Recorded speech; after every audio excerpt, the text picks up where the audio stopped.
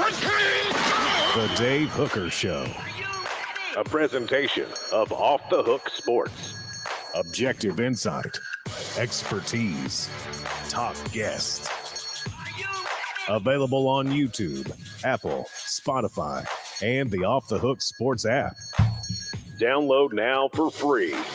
Also available on offthehooksports.com. I compute and obey. Now to Dave Hooker. Ready. We are absolutely loaded up, so here we go as roll into November with playoff spots still on the line. It's going to be even better next year when it's 12-team playoff, but I'm not going to convince Caleb of that today. But we've got plenty to talk about. Fred White will join us Football Friday with Fred. The VFL, former Tennessee safety, joins us as he does each and every Friday. And that's brought to you, of course, by our friends at Herald Group Security Solutions, leadership experience, specialization, addressing problems through unique mission-specific mitigation techniques, also making your children safer one school at a time. So Herald Group Security Solutions. Who do you need to root for this weekend? Other than Ole Miss and Lane Kiffin and his big foot in his mouth, which we'll get to, who do you want to root for? Who helps the Vols possibly get into a 14 playoff this year if things really break the right way? I love Missouri prop bets. We'll get to those a little bit later in the program. And again, hey no or hell no. Hey now or hell no will be what we will tackle the rooting interest for the Vols. It's just good to have rooting interest, right? I mean, you don't want to go into November and have zero opportunity to make the college football playoff. I mean, you don't want to head into November with 3 losses or 4 losses already on your schedule. Then you're in a whole nother realm of college football than the rest of the world, right? Yeah, but this is also why you're right. If your idea is to not have any rooting interest because you wish you were in control of your own destiny, right. But it's better to this is why the 14 playoff or the BCS of the old days was awesome. Because if you're a team like Tennessee, you watch Tennessee, but then you have to watch 7 other games and say, man, if this works, and it draws the ratings up for all the games. That's what I love about the sport. It does. I think we're still going to see some of that to a lesser extent with the 12-team playoff. But again, you and I disagree on that. We can get to that here in a little bit. You pulled up some interesting numbers, and that will lead us to today's tough question. And today's tough question is brought to you by our very good friend, new to the program, Don Self State Farm in the Collegedale, Ooltewah area. Today's tough question is right about now. Today's tough question. Take a side. Take a stand. The Dave Hooker Show, a presentation of offthehooksports.com. So I've got this on our YouTube channel, so please vote there. We would love to hear your thoughts. Tennessee, comparatively to Missouri, where do the Vols stand? Where do they actually stand against Missouri? So give our options, Caleb, if you will, on the YouTube channel, and then I'll get your thoughts and why you think this is a very pertinent conversation. As again, I remind you that it's brought to you by our friends at Don Self State Farm. Customer service still matters. I know you're shopping for the best deal out there, but State Farm agent Don Self and his team take customer service seriously. For well over 40 years, they have built their business and reputation on taking care of their customers in Collegedale and Ooltewah, as well as the greater Chattanooga area. Customer service still matters. All right. Missouri still matters. Definitely. It's the team that's next up on the Vols schedule, and it's a better team than what many people thought to begin the season. And it's a football team that could certainly beat Tennessee because Tennessee has been far from perfect. But today's tough question, the way I stated it on our YouTube channel, that's what I want to get your take on more than anything. So if you can pull that up, or I can as well, Caleb, because I'm going to give everybody 3 choices. And I thought these choices out as closely as I could. So if you can, feel free to go your own way if you feel like it. But if you pick one of the 3, that would be helpful. Okay. Missouri's program is less than UT's, greater than UT's, and then we have too close to call. 70, we know our audience. 75% say less than UT's. Missouri's program is less than UT's. 25% say too close to call. I feel very strongly that as a football program, Tennessee is significantly better than Missouri But Caleb doesn't think of these questions at the 3:45 a.m. production meeting just for funsies. He's got numbers. He's got stats behind him to make me second guess my decision. That's what you do, you vixen Caleb Calhoun. You. So But just take a sip of coffee at the same time. Does that Yes. scream coffee sponsor for someone? I just did this, guys, to trigger Dave, who absolutely despises Missouri as a football. Not a program. fan. Not a fan. Very pretentious. Very pretentious. You know, You're not Harvard. since the turn of this century, it's too close to call. Okay, no caveats. No, You I need- am doing caveats. No, you And- said okay. since the turn of the century as a whole. Well, we can play your little game of since the turn of the century, but as a whole, there's no comparing the two football programs. Can we agree on that? Is there? Is there? Are we sure? Who's Missouri's Neyland? I don't know. I really don't. When did Nealon retire? Well, 52, I think. When was it? 1952, 71 years ago. You have to go back 71 years to say who is Missouri's Neyland. Before pre-integration, I always said like those championships should count for half, basically. So I'm sorry. This is gonna be my soapbox because I think it is something that has derailed Tennessee football as a program since firing Philip Fulmer. It is a program that has believed that it has a right to win 11 games because of its history. And in many cases for Tennessee, it's ancient history. It's not. Tennessee, since integration, has one national title in 1998. One. Outside of that, they haven't won one since Harry Truman was president. And if you take out the 95 to 98 run, Dave, that 4-year period. Pretty big takeout. It's a pretty big pull. But anyway. Yeah, but you have 4 years that allows Tennessee to be closer to, that allows Tennessee fans to believe they're on the Alabama level than they are on the Missouri level. But I'm going to tell you this, Missouri as a program is a heck of a lot closer to Tennessee than Tennessee is to Alabama if you look at actual success. And I think the reason for that is because Tennessee feels that Tennessee has a Notre Dame mentality. I'm just going to say it. And they've had it for a while, and it's been to their detriment. And the Notre Dame mentality is, and Michigan has it. For those who don't know what that mentality is, the mentality is a belief that because of who you are as a program, you don't have to do anything creative or outside the box to be great. Just your program itself will be great on its own.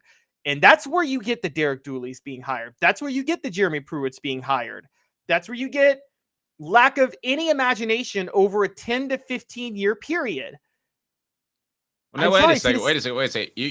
You would have liked the Lane Kiffin hire. He was about being different. I would have loved the Lane Kiffin hire. Absolutely. Yeah, Lane Kiffin would have worked out.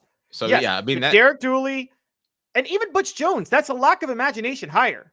Like he was probably the most qualified on paper of all the hires that Tennessee made during that decade of dysfunction. But that is still a lack of imagination hire. At least Lane Kiffin was an imagination hire. And yeah, but here's my thing, and this is kind of like the COVID thing. Okay, people say, "How's business?" And they say, "Well, it's coming back." When I talk to business people in the street, they say it's coming back. It's not quite pre-COVID, but you're there. There was COVID affected business. Yeah, I mean we got that. So to me, the decade of dysfunction is COVID for Tennessee's football history. yeah, but Dave, your history. No. Hold on. Let me finish. You're cutting out the great part. I'm cutting out the bad part.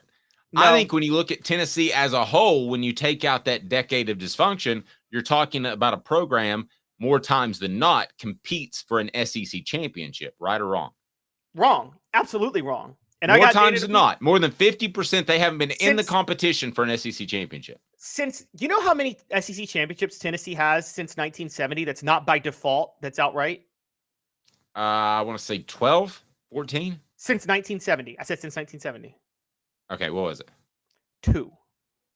Okay. 97 to 98. Now, Tennessee fans love to say the 85 team was an SEC championship team. You won that SEC championship because Florida was on probation. Florida was the SEC champion that year. You also won the SEC championship in 1990 because Florida was on probation. Florida was the SEC champion that year. And in 1989, you had to split it with Alabama and Auburn. And But take me down the path, though, that you were going earlier. Please hit the like and subscribe button to tell Caleb just how wrong he is. As take me down the similar path. What's Mizzou accomplished in the past 20 or since 33 years, I guess. In the past 33, yeah, you said since 1970-ish? 53 years. 53 years. Well, I can tell you Math. this, since they've both, I mean, I didn't track Mizzou all the way back there, but I can tell you this. Mizzou, Tennessee, head-to-head breakdown. Tennessee does lead the series, but it's 6-5. That's not dominant one way or the other. Missouri is a lot closer to Tennessee than Tennessee is to Florida or Alabama or even Georgia, for that matter. Let me ask you this question. I'm going to make it really simple. Let me ask you this question. And if you disagree with me, then, and you've got a good reason, then I'll say you're right. Missouri's a better program, or too close to call, or whatever you want to use. I think Tennessee's considerably a better program. I think Tennessee's on that top 15 tier. I think they're about 3 or 4, maybe 5 teams on that elite tier. And I think after the top 15, there's another considerable drop off, my opinion. All right. So you're a coach and you're offered the head coaching job at Missouri or Tennessee to start the 2024 season. I don't want to talk about personnel. I don't want to talk about all that stuff. I just want to talk about which job are you taking? Answer me that, Caleb. And it's brought to you by Tennessee Cider Company, the original hard cider of the Smoky Mountains. Use the promo code HAT to receive some free swag with your cider order, available most anywhere in the U.S. tncidercompany.com, tncidercompany.com, promo code HAT, free swag. All right. You may be Lane Kiffin looking for a job here before long because he could get fired at Ole Miss. Which job would you be more interested in, the Tennessee or Missouri job? You got to let me flesh this out. Tennessee easily. Tennessee. Okay, easily. and don't use Lane Kiffin. That further complicates it. Sorry, I was being silly. Tennessee easily. Tennessee is the better job. It was probably the better job 10 years ago. NIL's made it a top 15 job. I'm talking about actual production on the field. I hardly count if you won a national championship before college football integrated, it barely counts. It's like it's half a national championship. Okay, college football before the modern era. I'm sorry. Vanderbilt had a great program in the 1900s. We're not counting that. Okay. So it's you've got to like weight things as for recency bias. And so, yes, Tennessee is the better job. I think Tennessee has a bit of a Texas A&M issue where they have mismanaged their advantages. So, Dave, you talk about the great period of Tennessee from what was it? Really, it was 95 to 98. I'll go 89 to 04, 16 years where they went straight to a bowl. But Dave, you told me how ahead of the curve Tennessee was during that time on a lot of things in terms of playing national games. They also benefited from other programs being bad. And here's what I'm saying. Tennessee is not a program. There are about 5 or 6 that are in this category, maybe up to 8 or 9. Tennessee's not a program where they can just hire a bad coach and automatically win 10 games. There are about 8 or 9 schools that can do that. And Tennessee's not one of those. I think they're a program that can win 8 or 9. No, Butch we Jones had that. is proof of that. They hired Derek Dooley and they couldn't win 8 games for 3 years. Well, he was below average, but let's say Butch Jones. That's what I mean. C-. Yes, but okay. Mike Shula was below average at Alabama. I think Derek Dooley and Mike Shula are on the same level. Mike Shula had a 10-win season and the top 10 finish. Gene Stallings is average and won a national title. And so I think Tennessee is not, they're a slight step below. Now, NIL might change this. And we don't know where NIL is going. But I'm talking about if you look at production, since 2000, neither team has won a conference title. Since Missouri joined the East, Tennessee's played for the SEC title 3 times since 2000. Missouri's played for the SEC title twice, even though Missouri didn't join until 12 years after 2000. So Tennessee leads the SEC East Championships 3-2 this century, with Missouri having not even played in the SEC for 12 years. Okay, now let's do other things. Let's do other points. Top 10 finishes. We could say that top 5 finishes, Missouri leads 2-1. Top 10 finishes, tied 2-2. Finish season ranked in the AP poll. Tennessee does lead that 8-5. Will somebody on the message board help me for a second? Did Caleb ever answer the question? Unclaimed national championships. Missouri won enough. And I said Tennessee's the better job. The better job. Okay. I said Missouri has been close, has been in the same tier as Tennessee in terms of production this century. And you guys don't want to admit it because you're stuck in the whole, we're Tennessee, we can do whatever. That's why you had a decade of dysfunction. You had a decade of dysfunction because you were so committed to resting on your laurels. It's the same reason Notre Dame hasn't won a national title since 1989, and the same reason Michigan has half a national title since 1947. This is a challenge to Tennessee, okay? Actually make an effort to be creative, and Danny White's doing that. But don't rest on your laurels. You had a decade of dysfunction because you believed that you were destined to win 10 games no matter what. Okay, but let me ask you this, the current setup of just the AD, the head coach on down, would you take Tennessee or Missouri? Tennessee. I love the So you're setup. saying you take the Tennessee job and you take what Tennessee has currently over Missouri. To me, that tells me that Missouri is not a better program. I would say that, no, I said, what's the production like the production has been very similar in recent years. Very, very similar. And I think Tennessee fans, this is a reality check for Tennessee fans. One, Tennessee fans got lucky that Fulmer was forced out and Danny White was hired. That was a lucky thing that happened, wasn't it, Dave? Yes, it was. And I think Dave, you tell me if I'm crazy. Do you not think the culture of Tennessee believing that they were destined to win 10 games caused the decade of dysfunction more than anything else? The belief that they could just hire anybody. Yeah, I think fans were a lot spoiled. I think they thought that 10 wins was just another day at the office. It's not. It's time for a new segment on the program that I just developed in the past 30 seconds. It's Hey Now or Hell No. So Caleb's going to give you your rooting interest for the weekend. If I say this team has a chance, because Tennessee needs some help to make the college football playoff, if I think they have a chance, I'm going to give you a hey now. All right. If I don't, then Peyton Manning's going to give you a. They're like, that is total bullshit. All right. So let's start with Ole Miss, Georgia. Do you think that's a realistic win, Caleb, for the Rebels? Okay, this is the one Tennessee needs more than anything else. I know this is kind of the 1A, B, C, D, E, and F, yes, isn't it? You need it's everything. And Ole Miss doesn't have a realistic chance. Sorry, Georgia. Yeah, you're right, and I hate to say that, but Peyton agrees. They're like, that is total bullshit. With this stuff coming out about Lane, I know we're going to get into it later, but for goodness gracious, you can't go to a Shoney's and try to talk a lady out of a sexual assault charge. And it's a lot like taking a guy into your office and trying to talk him out of suing the university. You can't do those things. Who does those things? I covered one of those things. That was 25 years ago. I mean, who meets with, Philip Fulmer met with an assault victim at a Shoney's the Sunday after. This is the same thing. I know we're going to get into this later, but this is the same thing. You can't monkey around with an ongoing legal investigation. All right, so Utah over Washington. Why do the Vols need a Utah to beat the Huskies? So for college football playoff hopes, one of the best chances is if Washington and Oregon can stumble down the stretch and they can both finish with 2 losses. So then Tennessee, if they back into the SEC title game, that would be the next step. And I think Utah, even though it's at Washington, has a realistic shot at Washington because Utah plays good defense. And I think Washington's riding an emotional high after beating USC. I think it's going to be a little hard for them to come back and play the same type of level this week against Utah. I agree with all that. Hey now. Southern California over Oregon. Well, yeah, I mean, the way Southern Cal's offense is, I'll go ahead and give that a hey now. Now, their defense may give up 70 points and they lose 70-69, but their offense is so good, I can't count them out of any game. If they played Georgia on Saturday, I wouldn't take the money line no matter what it was. Yeah, that's where I am too. And if USC beats, so think about this, Dave. If Utah beats Washington, USC beats Oregon has 2 losses, and then Oregon and Washington, and then like the Pac-12 goes wide open. There's still a very good chance that no Pac-12 team makes the playoff because they just beat each other up.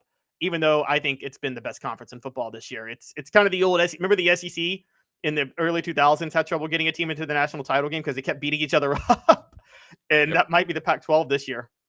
TCU over. Oh, so by the way, I'm going to give a big. Hey now. Yeah, there's no doubt that USC could beat Oregon. TCU over Texas. What's the spread on that? You seen The spread? spread, I have not seen it. I do know that Quinn Ewers is back, so I don't know if that's going to change anything for you just right off the bat. Or if you Yeah. think Quinn Ewers being not healthy might actually hurt. It's Texas by 12. It's at TCU. They're like, that is But total bullshit.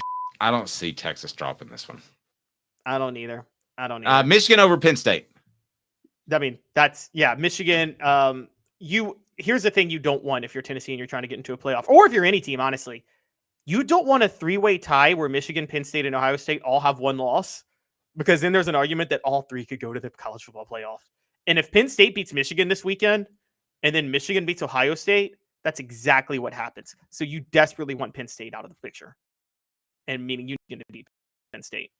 Okay, a couple more. It's Hey Now or Hell No. Brought to you by Sports Treasures. Which one? Carrying... Yes. Oh, that's not an upset, I guess. Never mind. Sorry, you're right. You don't have to Hey Now or Hell No that. Brought to you by Sports Treasures, carrying over 5 million sports treasures and so much more. Follow on Facebook for the best sports memorabilia, daily updates. Go to facebook.com and look at Sports Treasures TN. Again, sportstreasurestn.com. So Michigan over Penn State, I will say I think it's a possibility because everything that's going on at Michigan. As a matter of fact, I mean, it has to be a possibility because I picked it. I picked Penn State in the upset. You know what? I don't like the Nittany Lions, but I think there's just too much going on at Michigan. I think people are leaking stuff behind the scenes. I think this is going to get ugly. I think they want Jim Harbaugh out. I think he wants out. I just don't see how they have any semblance of team to the craziness that's gone on there with the sign stealing scandal. Quick note. And breaking news on that real quick. I just want to bring this up because Yes. I'm seeing this on Twitter now. According to On3 and some other reporting, the Big Ten is preparing a notice of disciplinary action against Michigan ahead of Penn State. They're hearing this morning that it could be a 3-game suspension for Harbaugh that starts now, like right now, which would mean that he's suspended for Penn State, Maryland, and Ohio State down the stretch of the season. Well, he should be, because if he wasn't aware of it, he should have been aware of it. I did talk to some people familiar with Tennessee's program, and I said, if something like this happened, how much would it affect Josh Heupel, since obviously he is built on offense and offensive success? And they said they really didn't think it would. That the main thing that this guy was after, what's his name? Doesn't he have some crazy Connor Stallion. Yeah, Connor Stallion is his name. Hookers love stallions. That sounds like a made up Connor Stallion. That is a porn name if there ever was one. I know. Welcome to Skinamax. It's 1 p.m. 1 a.m. 1 p.m. It's 1 a.m. Connor Stallions takes the screen in his debut. Michigan's rival school had the guy with the greatest porn name ever, Magic Johnson. But, it's a... So, anyway, that being said, I don't... I think Penn State wins. But as far as the Tennessee thing that I was going to give you a little bit of insight on, they said really what their defense coordinators are looking for are personnel groupings. So Tennessee plays pretty much one offense the whole time, which means one running back, one tight end, 3 wide receivers. So that their groupings don't change throughout the drive. So even if somebody tried to pull this off, it wouldn't be as effective against Tennessee for reasons that I just shared. Now, that doesn't mean that a couple of notes couldn't have been passed along to South Carolina, as Caleb brought up. That's certainly possible. And these coaches, and it's about the defensive signs more than it is the offensive signs. Yeah, I'm not worried about Tennessee's offensive signs. Yeah, and these coaches talk all the time. So to get some sort of boost from another team or another coach that you used to work with that is at another school, not a surprise. What I think this whole thing is, the Michigan sign stealing thing, I think it's a case of one guy got overzealous, and he was able to get this information. He got more and more and more. They didn't want to ask about it, so they kept taking the information, and he went from a sports fan to an assistant head coach. Just one way to do it, I guess. Rick Terry Jewelry Design. We want to be your jeweler. Looking for affordable game day jewelry? How about the Fire Opals, a Tennessee tradition? RickTerryJewelry.com. RickTerryJewelry.com. All right. And Miami, Florida State. Tennessee would by the way, they would have loved Virginia to beat Louisville last night. Didn't happen. Virginia almost pulled it off. I didn't think they were going to hold Louisville 131-24, but sticking with the ACC, Miami, Florida State. Outside shot, but Tennessee would love to see Miami try to pull off the upset against Florida State. But Dave, I think I know where you're going with that one. They're like, that is total bullshit. Yes. Chuck, you're the only one watching on Facebook. We just started broadcasting on Facebook. We've got thousands of other watching and listening on other streams. So, Chuck, thanks for joining us. I tell the one, the only Mike Stoll, I said hello. That was the only football player that asked me to be in his wedding. I made such a crazy mockery of it. Nobody asked me again. No, I'm kidding. I was just regular chill dude. Well, Buzz Peterson asked Michael Jordan to be in his wedding, but I don't think he was even at Michael Jordan's wedding. That's true. Yeah, Michael Jordan said it'll take a $5,000 down payment, a $50,000 appearance fee. It didn't take that much for me. I was glad to be a part of Mike Stoll's wedding. And I don't think we need to talk about the bachelor party with a bunch of Tennessee football players the week before, do we? We don't need to go there, right? Dave was probably just thrilled to be a part of that. No, we didn't talk about that. All right, so coming up, it'll be Fred White next. We absolutely love him. Fred will give us his insight into the Vols this upcoming weekend. Give me 2 minutes. He's Caleb Calhoun. I'm Dave Hooker, Off the Hook Sports. Sun, sand, and salt water, the beach is a very relaxing place. Unless you wear contacts. Ow! Open your eyes to the best the beach has to offer with LASIK vision correction from Campbell Cunningham Laser Center. Sports Treasures in North Knoxville is one of the South's largest sports cards and memorabilia dealers, featuring over 10 million sports cards from vintage to modern. Sports Treasures carries a full line of hobby boxes, singles, autographed memorabilia, Tennessee Vol collectibles, fan cave decorations, and so much more. See a museum full of collectibles at Sports Treasures, 4819 North Broadway in Fountain City, and Sports Treasures on Facebook. Sports Treasures, where the real sports fan goes to shop. Have you seen the latest TriStar Hats Co. product? TriStar Hats Co.? What's that? You know, those really cool hats, shirts, tumblers, and even license plates with 3 stars like the official Tennessee flag and stripes like the American flag. Pretty patriotic if you ask me. Gotcha. Seen those. Those are cool. Where can I get them?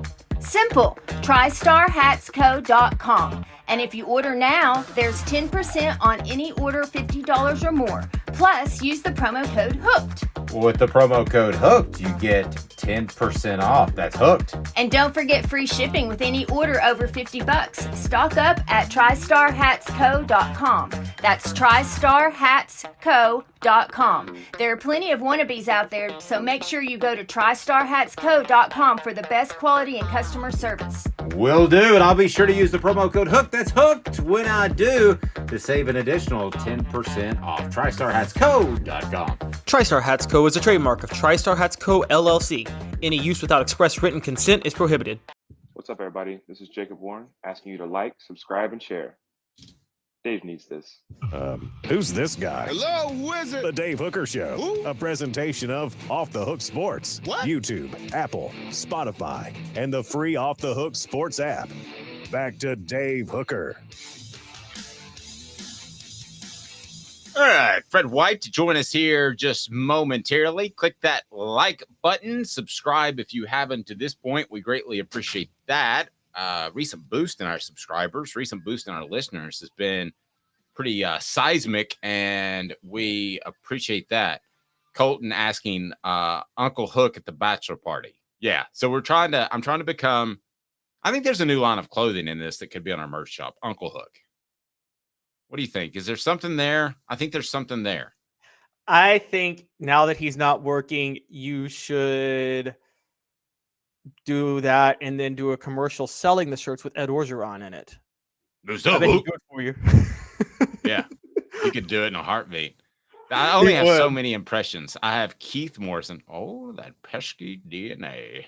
And I have Ed Orgeron. So, and I've got, hi, I'm Alec Baldwin. So those are pretty much all I have. Those are my 3. What about John Adams? Oh, well, everybody can do it, John. My knee's killing me. My God's got this. Well, everybody doesn't Ed Orgeron. I'm just, what? Everybody does an Ed Orgeron too, though. Ed Orgeron and Steve Spurrier are the most imitated coaches in SEC history. Yeah. Okay, so what are we hearing with this Michigan thing? We're waiting for a report to come down. I apologize if you're watching. This is slightly dated, but that happens on a Friday news dump day. By the way, the Big Ten, they don't want Michigan to get in trouble, right?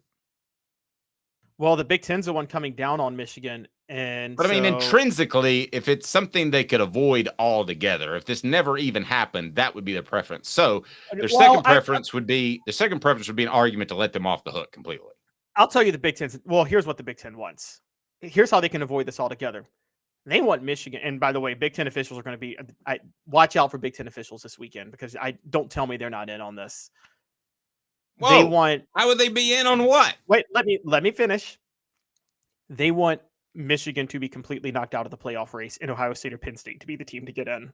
That's what the Big Ten wants because that's easy for them because then they can levy the punishment without having to worry about costing themselves a college football playoff team in there. Are you telling me that somebody at the Big Ten office calls the officials and says, "Hey, Bob, how are you and Lucy doing? We're doing great. How about you and the kids? We're all great. Well, that's good, Bob. I need you to throw the Michigan game." Yes. That doesn't happen, Caleb. That's the craziest thing I've ever heard. Dave.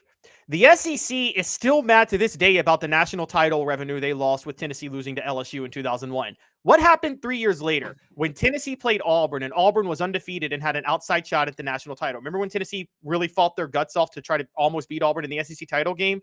Remember the really questionable penalties that were called in that game? The holding penalty on the Cedric Houston touchdown, the pass interference on, I think it was Rashawn Fellows. That was not a pass interference. You remember that? Yeah, but I can't imagine for a second the Big Ten. I don't think they rig it. I think they lean a certain way if they work for the conference. This is why conferences shouldn't have officials. I've been very big on this from the start. I'm very much against conferences having their own officials. Okay. I don't think there's anything that orchestrated going on or that nefarious. You don't think Game 6 of the 2002 Western Conference Finals was orchestrated because they needed a Game 7 because they knew the winner of that would sweep the Nets in the finals? You don't think the Lakers-Kings Western Conference Finals was rigged in 2002? No. Oh my gosh. Game 6, 27 free throws for LA in the fourth quarter. Kobe elbows Mike Bibby in the face. An official who has gone to prison testified under oath that game was fixed. But here's been my take on officiating from the get-go. Big picture look at this. If you manipulate your officials whatsoever, you have Pete Rose. You have torn up the integrity of your game. If Michigan has done anything like that, and it certainly appears they should be punished, and Harbaugh should be punished during the season. So don't get me wrong on that. I just don't think the Big Ten wants it to happen, and I sure as heck don't think the Big Ten president's calling his individual officials and saying it would be great if Penn State had a good day and Ohio State had a good day and Michigan didn't. That's not happening, Caleb. I'm saying it's happening. Somebody who works in the Big Ten office is walking by an official and like, it'd be really easy for the whole conference if the Michigan. Let's see how the officiating goes on Saturday. And the 2002 Western Conference Finals was a rigged job. The Kings should have won it that year. They should have been NBA champions. Chris Webber should have had a ring that makes up for his pathetic timeout when he played at Michigan in 1992 or whatever. Okay, Chris Webber should have a championship. He got cheated because they needed a Game 7 because they knew the finals was going to be a sweep. That was the biggest rig job in the history of sports, and it was obvious. And I will say that on this show, Dave, and I don't care. I always thought the one that, if you want to talk conspiracies, the one that held the most water was the Michael Jordan was suspended for baseball for gambling. Oh, absolutely. I thought the timing of him walking away, but that to me is a bigger macro picture where you're going to him and saying, as a businessman, you need to go another way for a while to protect both of our businesses. Fred White joins us now. I just saw him pop up at the screen. Has he been there long, Caleb? I don't see him on my end. Oh, okay. Fred, have you been there long? I just saw you. I've been here for about 30 seconds. Okay, that's not too bad then. Look at Fred rocking the Tennessee Cider Company. Use the promo code HAT, and you'll get free swag to Tennessee Cider. We were just talking about this. Has there ever been a time where you've been in a game that you not only thought the officials were inept, like not good, but you thought that they had an agenda for a specific team? Well, yeah. Every time they call on us. What you mean? I love Fred. Fred's honest. Every time they called a call. Yeah, I thought they were out to get us. Absolutely. Fred, do you not think that Big Ten officials, do you not think the Big Ten might be on the call? Somebody's going to just say in passing to officials, it'd be really great if Michigan could get knocked out of the playoff race so we just can easily give them their punishment. You don't think there's going to be a few calls in Penn State's favor this Saturday to try to get Michigan knocked out? I hope not, because if that's the case, then you're now in a situation where you can manipulate games by getting to the officials. And that's something I don't want to happen. That kills the integrity of the game. You know, a few years ago, you had that NBA guy who came out and said he did some things with games, and you know, it hurt the integrity of the game. Like you created a situation where you may have caused Sacramento a chance to go to the championship game, and they had a really good basketball team that year. I don't want to see a team that's supposed to be in the championship not make it because somebody made a bad call simply because they have a grudge against someone. That's not good for the integrity of the game. Yep. Let's get your thoughts on board with Fred White. Fred, nice enough to join us as he does each and every Friday. It's a Football Friday with Fred, and it's brought to you by Herald Group Security Solutions, leadership experience, specialization, addressing problems through unique mission-specific mitigation techniques, also making your children safer one school at a time. Avoid those tragedies. Do that by going to Herald Group Security Solutions. They're right down below. Click on them. Tell your workplace administrator or your school administrator, hey, children, workplace need to be safe. Let's avoid those tragedies. Herald Group Security Solutions. As far as officiating, all the talk about Michigan and stealing signs, if there were anything, so Fred was really good, and I want to give him kudos for something he did. This is before the internet.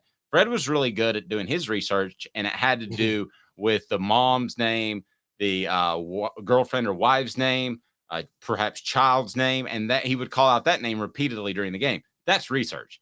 That's good stuff.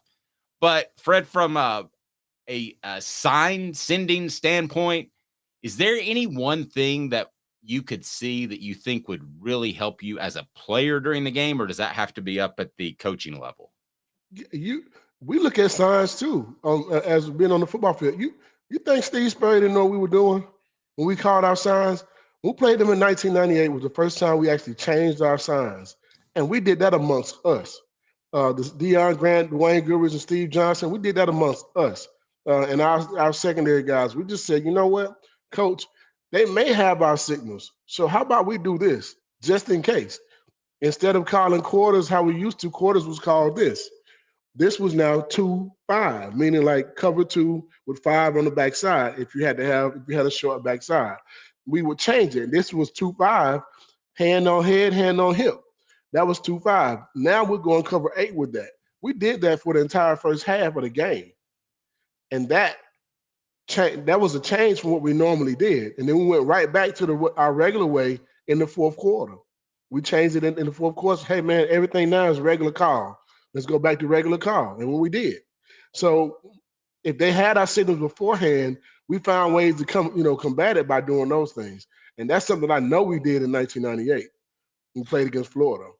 Be sure to hit that like and subscribe button. Fred, how much of that is just normal business as a football team? You should be changing up your signs, if not every game, then pretty close, right? Well, I mean, you have to. I've talked to a lot of Florida guys that we played against, Fred Taylor and Jaquez Green being some of my friends, and had some conversations with them, and we knew everything y'all were doing. And they knew what our hand signals were. So Florida's former players admitted to you, we knew what you were doing. Yeah, we knew what you guys were doing. We knew y'all playing cover 4 or we playing cover 2. We knew it. Okay, so what was more significant? You outsmarted them with the different signals, or the fact that you guys were uber talented? I think the fact that we were uber talented is more than anything, but then we also changed our signals up just in case. And we did that against some of the good teams. We did it against Georgia. We did it against Auburn. We did it against teams that we felt like had an edge that could, give us some issues and give us some problems. We did those type of things just to say, okay, man, we're going to switch this up this game. This is different. This is what we're going to do different so that these guys don't know exactly what we're doing. Cover 3 call used to be 3 and play it, and we changed that to wide loose 1 robber. Robber was just this. And we started changing that to cover 3. I mean, it was just certain little things like that we did and we picked up on in games. You go back and you look at some of those games and you'll see our hand signals. Every team has them. But you also can use they give you a wristband. You can always use your wristband and go cover 5 or 4 or whatever that coverage is. You can do those things. They can give you they can give you a different wristband at halftime. I mean, when I was in San Francisco, they did that. Interesting. All right. Great stuff there. Let's get to 4 downs. Take a look at this Missouri game. And 4 downs is brought to you by our friends at the Hemp House. They've got the Big Orange Crunch. Check it out. The Big Orange Crunch. Use the promo code HOOKED. It's 10% off at hemphousechat with 2Ts.com. They're right below. Support our sponsors. That's why we're here. 4 downs is now. 4 downs. 4 questions. 4 answers. The Dave Hooker Show. 4 downs. A presentation of offthehooksports.com. All right, here we go. As our guy Cooper Mays will lead us into it, and we certainly appreciate that, Cooper. What do people need to do that like the channel, Coop? Cooper Mays here. Hit like and subscribe. Thank you. We appreciate that. All right, first down for Fred. Coop here. First down. First down, Fred. Tennessee is more likely to have 1 interception or 3 sacks against Missouri. You have to pick 1 or 2. I'm going to go with 3 sacks. In order for us to be able to win this game, we got to have at least 4 or 5 sacks. I think our defensive line has to move that quarterback out of the pocket. You got to push the pocket up in the middle, and you got to create some ways where we can have some sacks. Those things are going to create different situations for us. It'll create long down and distance, make him throw the ball faster than what he wants to. But also, we may have more than 1 sack, more than 1 interception if that's the case. But I'll take the 3 sacks. The 3 sacks means we're getting after the quarterback. Yep, no, I agree. Tennessee's leading rusher will be whom against Missouri? Oh, sorry, what down was that, Coop? Cooper Mays here. Second down. He gets so mad at me, Fred, when I don't let him be a part of the bit. I'm going to go with Jalen. I'm going to go with Jalen Wright being the leader when it comes to rushing yards. I'll probably give him about 75, 80 yards. And I think the other guys will give us a good substantial amount of carries or substantial amount of yards. But I think the guy who's going to give us the biggest stat line when it comes to rushing and receiving, I think that would be Sampson. Okay, Dylan I think the rushing yards are going to go to Wright.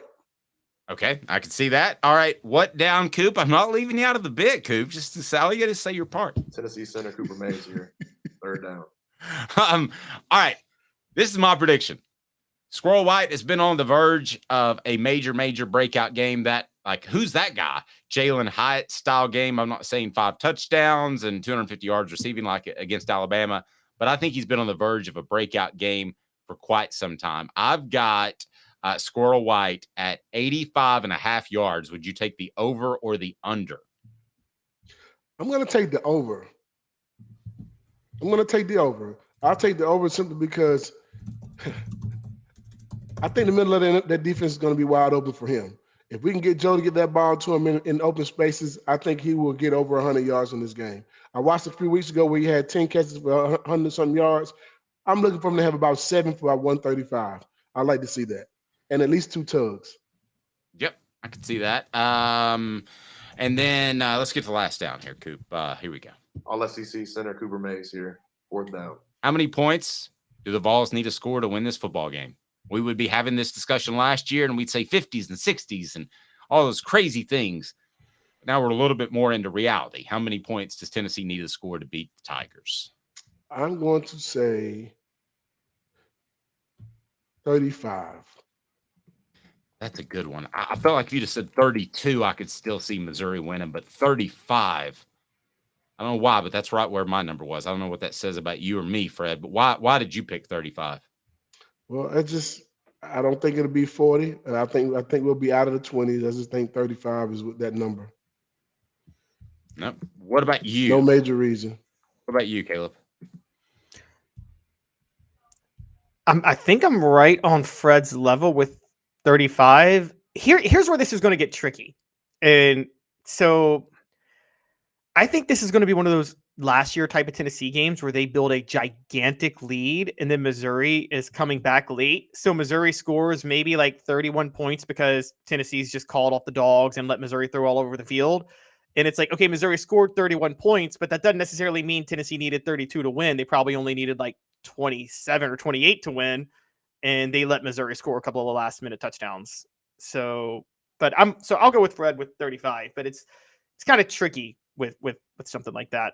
So yeah, I'm going to stick with Fred 35. So Fred, based off what we talked about and just your overall thoughts on this team, how do you see the game shaking out? Let's get your final pick. Of course, I'm going to say Tennessee. And I'm going to go with 35-31. I think it'll be a close game. I think it'll be defense on the football field in the last part of the game, trying to get a stop to win it. And I think that's where you get your third sack. Yep. There you go. Fred, yes.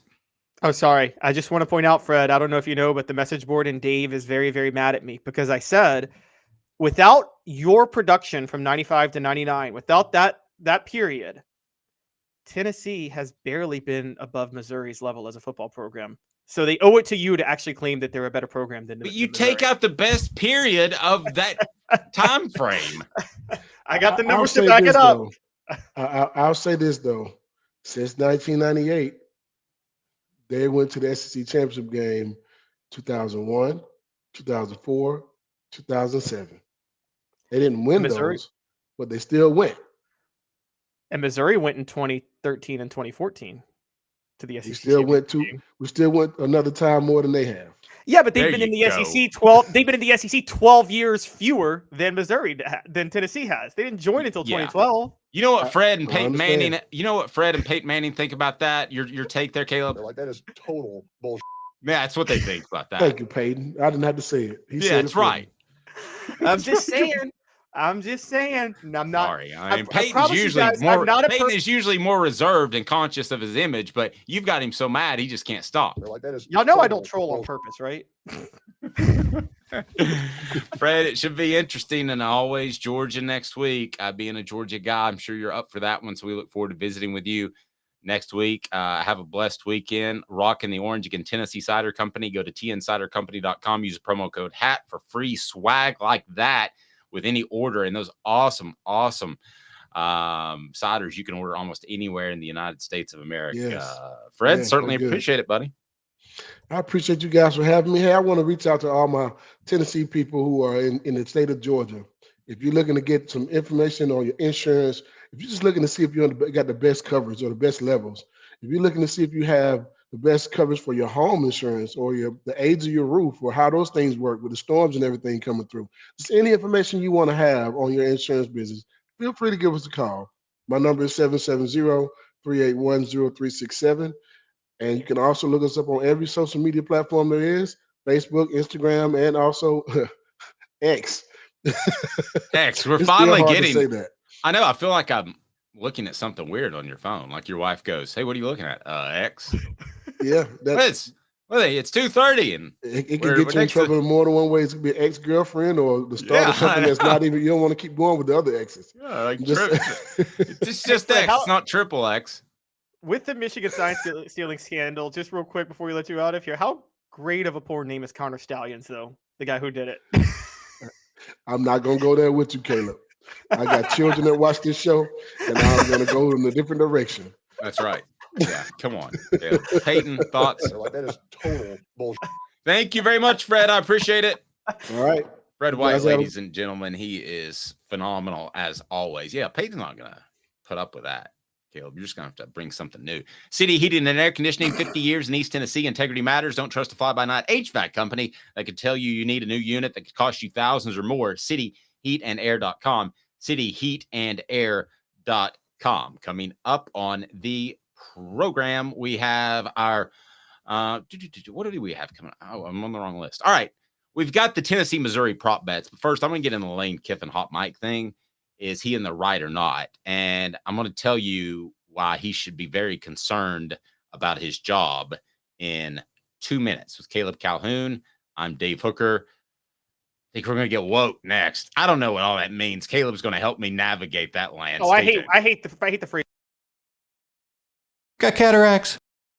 We can fix that. Never miss another moment. With a little help from Doctors Campbell, Cunningham, Taylor, and Hahn at cctis.com.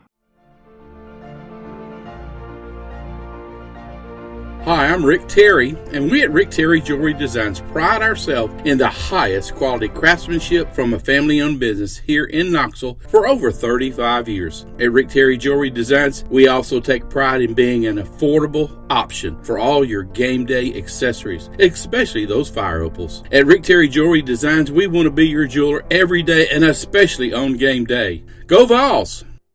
Hi, Mike Davis here with City Heating and Air, reminding you to always dare to compare. Our team provides quality local heating and air service, installation, and maintenance across East Tennessee. We use only the best equipment like American Standard heating and air conditioning for your residential, new construction, or commercial needs. Honesty, dependability, and customer satisfaction have been the cornerstones of our business since 1961. City Heat and Air. Dare to compare. These mountains hold and defend a spirit far better than moonshine. A drink that holds flavor, that becomes necessity. A hard cider made and relished by folk who are as hearty as they are legend. A refreshment that can only be found in one place. With a taste that makes you say, give me 3 bottles of the good stuff. Tennessee Cider Company, where necessity can be found. Objective coverage. Hey, that's new. If we get caught, we're going to jail. The Dave Hooker Show, a presentation of Off the Hook Sports.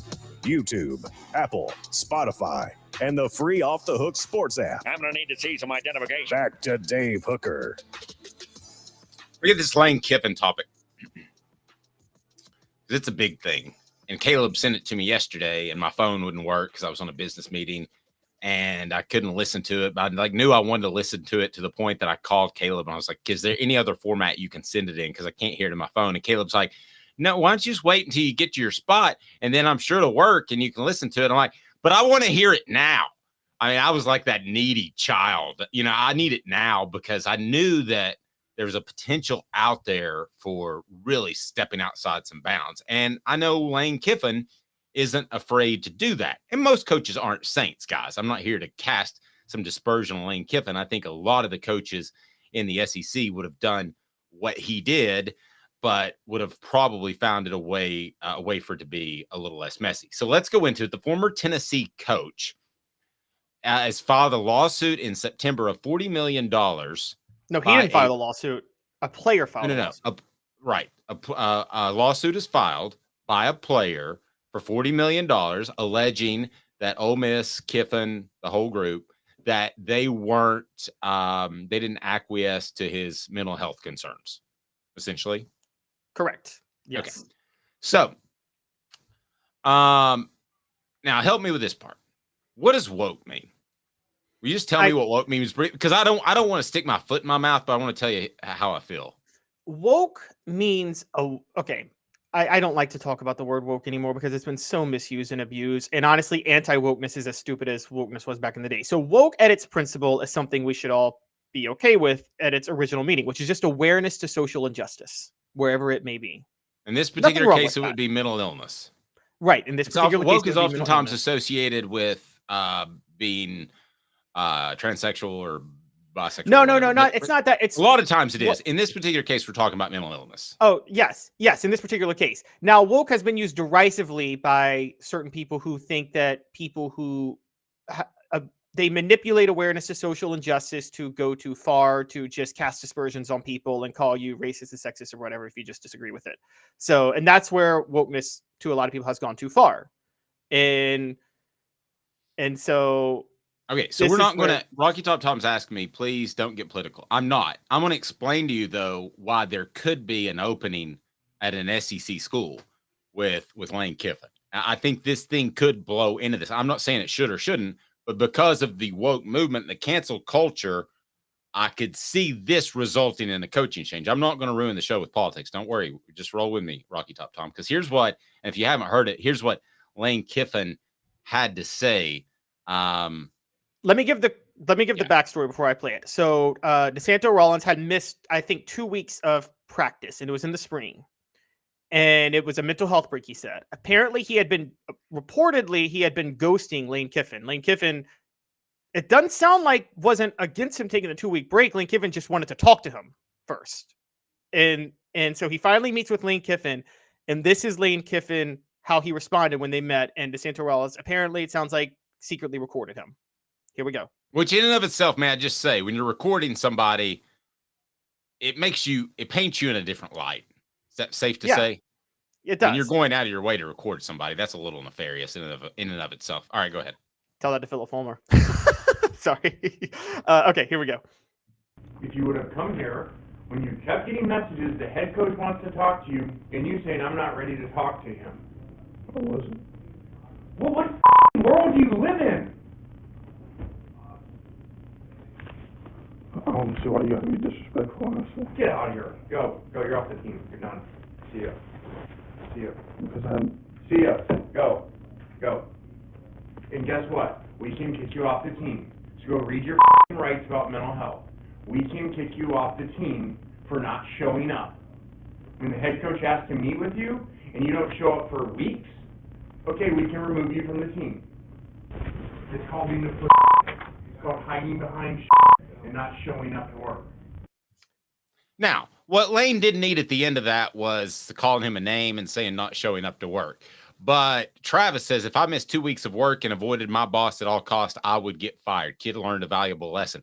Here's my problem is, why does he even have to learn a lesson? If somebody doesn't show up to work for 2 weeks and they don't give us a phone call and they don't say, hey, I got stuff going on, you are gone. And that to me is but here's the problem with our society. I'm not going to get political. Here's the problem with our society. Lane Kiffin, and it doesn't help when there's some grainy recording of him saying a couple of things he shouldn't have. But for the most part, I was on board with what Lane said, except for calling him a name and saying he was hiding behind stuff. But with our society the way it is now, this could, not saying it will, this could grow and mushroom to the point that Lane Kiffin loses his job at Ole Miss and gets blackballed by college football and has trouble getting another quality job. Because let's face it, he's already got 2 strikes against him because of the way he's handled his career previously.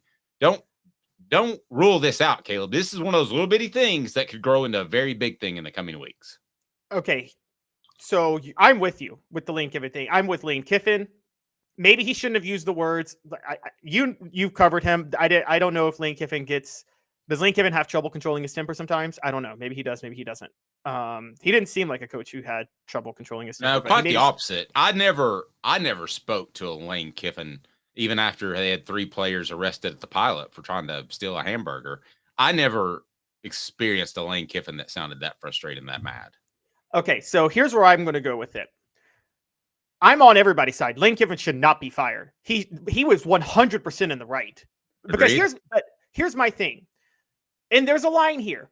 Don't accuse me and don't accuse Dave of not taking mental health seriously because Lane Kiffin was in the right. Because here's my thing. Sometimes maybe there is a mental health issue and he needs it. If I told Dave I need a 2-week break, I would hope you would give it to me, but you would expect me to come talk to you first, right? You would expect me to come. Yeah. And so this is where it is. Let's not dismiss the issue of mental health and sometimes needing to take a 2-week break because sometimes people need it. But even if the worst tragedy in the world happens to you, say like you lose a really close family member, you still have a responsibility to tell who you play for, who you work for, what organization, whatever organization you're with, I can't be here for 2 weeks. I can't be here for a period of time. You can't just ghost somebody. And this is where I'm at with it. I think if Lane Kiffin gets in trouble for this will set trying to address real mental health issues back tenfold. Because if Lane Kiffin gets in trouble for this, there will be a backlash to all of a sudden not caring about mental health at all, because people will be so upset, rightly, that Lane Kiffin got in trouble for this when he shouldn't have.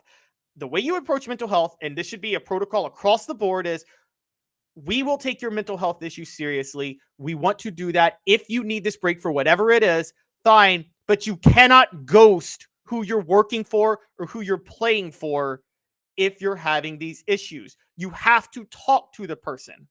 Yeah, that doesn't seem like that should even be that difficult. I mean, a text especially. It's not like he has to send smoke signals. Campbell, Cunningham, Taylor, and Hahn, I can see better, and I enjoy life better because I can see better. Local vision service with LASIK, cataract surgery, and regular eye examination, ccteyes.com. Campbell, Cunningham, Taylor, and Hahn, local doctors that care about you, support our sponsors.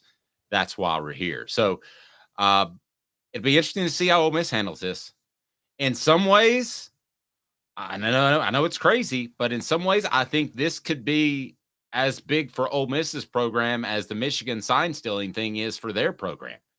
At the end, I think it could result in a coaching change at both places.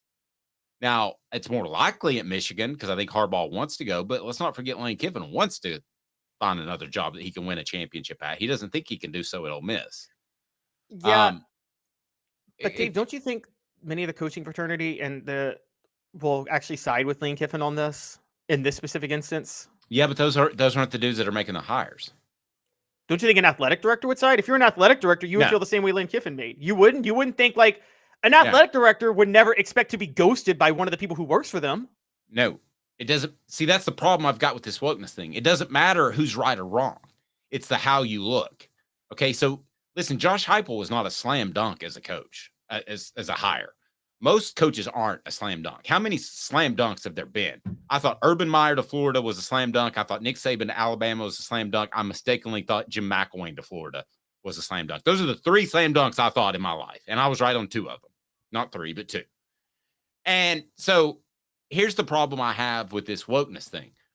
If it's 51% Josh Heupel and 49% Carl from down the road who coached Campbellsville, and Carl doesn't have one of these issues on his record, this wokeness issue, and Josh Heupel does, then you might make the different hire. I don't like, let's stop using the phrase woke because I think it's so overused anyway. It's so overused and abused. I think it's totally gone down a rabbit hole. I mean, the right now is so anti-woke, it's annoying. The left does too much wokeness. Let's just retire it at this point with the wokeness thing. So I'm comfortable with that. Yeah. So, or the phrase.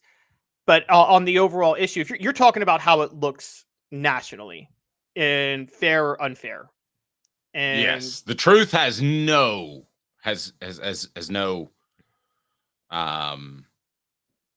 it doesn't affect my judgment of this situation at all. I mean, I think the truth is the kid probably didn't want to play. I think he wanted to move to defense. I think he probably felt like he could make a lot of moves because of the transfer portal. Yeah, players have more wiggle room now, Caleb, and I think sometimes they use that to disadvantage. I've always, and I think you and I both have been very much for player power over the last, and because for the longest time in college football, they did not have enough power. They were exploited more than in any other sport. So I'm for player power. That does not mean this level of power, though, where you could file a lawsuit and hide behind a mental health accusation where you didn't show up for 2 weeks. And then, and for those who don't know, in the parts of the interview, he basically said to Lane Kiffin, I wasn't ready to talk to you.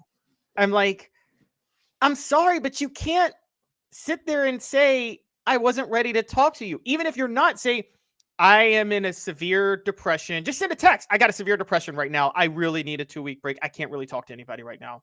Like, I'll explain later. Just something, you know? Yeah. Andy Mason Real Estate. Andy Mason is real estate experts with over 4 decades combined experience in East Tennessee. Best prices, best service in the Knoxville area. Go to andymasonrealestate.com. And what does Andy do today? He brings you prop bets. I love the prop bets. Let's get them rolling right now as our guy Caleb Calhoun has them pulled out. Prop bets make it all more fun. What do we have for prop bet number 1? I will tell you if that's a good pick or not via our many sounds that we have. We have some fantastic sounds that we like to take advantage of. One would be, that's crazy. And then, you suck, you jackass. All right. So which will Caleb be? All right. Really wrong or kind of wrong? This is an unfair game for you, Caleb. Oh, no, I'm going to be absolutely right on these because let's start with one that you already agreed with me on because the over-under is way lower. Squirrel White over under 60.5 receiving yards. I say take the over easily. Hey now. Gotcha. All Locked right. and loaded. So here we go. First half spread, Tennessee -1.5. Tennessee has been playing very well in the first half the last few weeks. Very well. That's been their stronger half. I think even if they struggle with Missouri, they'll be leading at halftime pretty comfortably. Okay, well, this is like an eye test thing. I'm going to say that I don't think that's going to be the case. I think it'll be close at half, but you're right. You have the stats to back it up. So I can't exactly call you crazy. So I'll just give you how about a, even though I disagree. Hey now. All right, what else we got? All right. Brady Cook. Don't you hate it when people say the eye test thing? It's got to the point where the eye test is, I didn't do my homework. Yes. I hear so much eye test. But anyway, go ahead. Analytics is better than eye test, and I don't care what anybody over 60 says. Analytics is better than eye test, and I've been proven right. So, anyways, Brady Cook over 265.5 passing yards. He's going to go over that. Sorry, guys, he's going over that. That's crazy. I don't think you will. I think it'll be a disruptive pocket. I think Tennessee will make some plays behind the line of scrimmage. I think he'll be pressured. I think Tennessee's in good shape defensively. I don't, and if you disagree with me, you don't believe in how good Kamal Hadden was the way I have. They've been picked apart 2 weeks in a row by Taquan Roberson and Devin Leary. And I think but good gracious. I mean, we're not talking about an All-American. I understand that he's a bit of a difficulty to overcome his loss, but goodness gracious, it's not like he's Kamal Sanders or Deion Hadden all of a sudden. Kamal Hadden was the best cornerback in college football before he got hurt. By far. Bar none. He's going to throw for over 265 yards. Yes, Kamal Hadden was the best cornerback in college football. You can hate on me all day. This whole message board hates Kamal Hadden because we got all these guys that are like, you just got to play the game. You just got to be quiet and play the game. And I'm like, no, they don't like a lot of guys that are along here don't like moxie. I like moxie. Kamal Hadden was balling before he got hurt. He was the best corner in college football. Someone name me a better one. All right, so I'm going to keep going. You know what's funny about that story is there was a point in September that I thought Caleb actually wanted to shoot Kamal Hadden. I admit when I'm wrong. I do this crazy thing where I react to what I see or react to numbers because I react to analytics. So can we go to the message board? By the way, Rocky Top Tom says, no, he wasn't. That's insane. Rocky Top Tom also says Hadden was possibly the worst corner we've had in 30 years. The coverage grades and the stats totally disagree with you, Rocky Top. Look at David Michael is on Caleb's side. Caleb's right on this one. And Caleb has been angry today. I don't know why that is. All right. So what else we got? Prop bets. All right. A couple more. Okay. So here's a very, very easy one. A gimme. Joe Milton over 18.5 rushing yards. Hey now. Is it that low, really? It's that low. 18.5. I think maybe they believe that Missouri is going to get a couple of sacks and that counts against your rushing totals. That could be my only thing why it might go below 18.5. But outside of that, in terms of net yards, by the way, that should count against passing yards. So what about interception yardage too? What about if a guy takes a pick back 80 yards, it should count against your passing yards? You ever thought about that? Quarterbacks will fight a lot harder they'll fight a lot harder to tackle defensive backs if they throw a pick. I mean, seriously, if a quarterback goes out there, throws 330 yards, but he's cost you 2 80-yard pick sixes going the other way, why shouldn't that come off his total?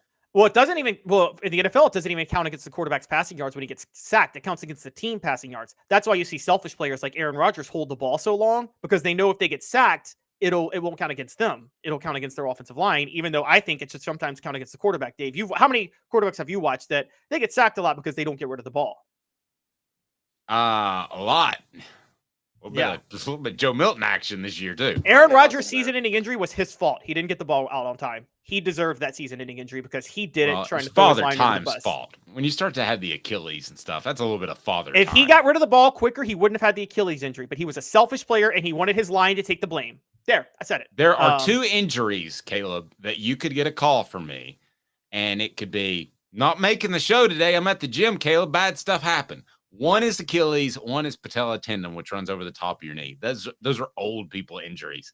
I hate to say it, but if it happens, that's part of it. What else we got for our prop bets? All right, this is the best bet. It's a parlay, and this parlay is better than any individual bet I just named. Are you ready, Dave? Ready for this? Yes. Cody Schrader and Jalen Wright both score touchdowns. Hey now. I like that. That's an easy. And just so we can break it down, I think Cody Schrader is like minus 200. Jalen Wright is minus 150. You can get them on FanDuel right now at plus 164. That is a better bet than anything I named. That is almost a guarantee, right? That both of them are going to get into the end zone once. Yeah, no, I agree with that for sure. So what's your, where are you going? I gave it yesterday. Where are you going with the over, under, and spread? Because you haven't given me yours. Yeah, I like Tennessee to win this game 35-23. I don't think it's quite as close. I think it is close for the first half, which again, you could argue against it based off history. That's not the case. But I just get the feeling that this is my feeling that Eli Drinkwitz is going to have a couple plays dialed up because of what happened last year. And he thought he got embarrassed, thought he got the score run up on him. And I think he's going to make sure and come out. And the team should be embarrassed over what they put on the field in Neyland Stadium. I mean, that was not that bad of a team that Tennessee hammered. They were having an off year, sure, but I mean that was pretty embarrassing. So there should be motivation on Missouri's part, no question about it. And we've talked about how Alabama said last year was motivation, and Tennessee said last year was motivation for South Carolina. Yet we don't want to talk about it when it hurts the Vols. I think it's a big factor. But in the first half, particularly, excuse me. See, this is where I actually break from you. Funny enough, I'm becoming more gung-ho on Tennessee than Dave is right now, and that hasn't seemed like the case for most of the show. But I gotta say that, like I said the other day, I think revenge only works if you're the better team. I don't think the inferior team can come out and all of a sudden make up for being inferior with revenge on their mind. And so I think it does work if you're the better team because you're going to focus a little bit more. Tennessee was the better team than South Carolina last year. They were the better team than South Carolina this year. We agree with that, right? Yes. Yeah. So that they could easily have revenge on their mind. Y'all can hate me, but Alabama was the better team than Tennessee last year overall. And maybe not last year because Tennessee actually might have been better than Alabama last year. But this year, Alabama was the better team. If you had to place a wager on the Ole Miss game, Ole Miss at Georgia, if you had to place a wager on that, how confident would you be scale of 1 to 10? First of all, who are you picking in that? You taking Georgia? I'm picking Georgia to cover. Georgia's favored by 10.5. I'm picking them to cover easily. I think so too. I'm trying to figure out a way around that. I mean, I would have said, okay, so put it this way. Had Tennessee not lost to Florida, I could actually see Georgia losing this game because they'd be looking ahead to next week. But because Tennessee lost to Florida, Georgia now can win the East by beating Ole Miss. You think they're going to be looking ahead of Ole Miss to Tennessee if they know they can win the East this weekend and put it away? They're putting everything into this one, basically. And no, this could be the game where Georgia comes out and plays the best they play all year in the regular season. Yeah. And also, got to give our guy Josh Pate a shout out. He brought this up this week. I haven't believed in Carson Beck. I don't think he's been great, but someone brought up, or Josh Pate brought up, Dave, has Carson Beck played like spectacularly bad yet? He hasn't, has he? No, to me, he almost looks like a clone of Stetson Bennett. We just haven't seen him in the fourth quarter in clutch situations, so I've hesitated to call him that, but they look very similar. They don't look like they do anything that different. Beck has a stronger arm. Beck's a little bit more able in every regard. He's a better overall athlete, but he looks like an upgraded Stetson Bennett. Like they took him to the shop and they said, "Hey, I need some spinners on this thing, and let's get it rolling." And that's what they did. And Carson Beck rolled out. Yeah, that's a good point. And he hasn't had like a Joe Milton against Texas A&M game. Honestly, he just hasn't. And I mean, he also hasn't had a Michael Penix Jr. throwing 5 touchdowns in whatever game you want to name. But he hasn't. So it's been like this low ceiling, high floor of Carson Beck all season. And honestly, I think that's what Kirby Smart wants out of his quarterbacks, isn't it? Low ceiling, high floor. Travis says Carson Beck looks like Beavis from Beavis and Butthead. By the way, the new shows on that are excellent. The new ones, the new Beavis and Butthead. Because it's the same stupid voice, and they're just making fun of celebrities and all these people at public events. They just don't have videos to make fun of. But trust me, we do plenty of stupid stuff, this show included, that can be made fun of on a daily basis. 10 a.m. as a matter of fact on weekdays. For Caleb Calhoun, I'm Dave Hooker. Have a fantastic day, everyone. Remember Apex Apparel Group. Do not forget them. Design, brand, market your way. Unique products to promote your business. Apex Apparel Group right down below. For Caleb Calhoun, I'm Dave Hooker. This has been a presentation of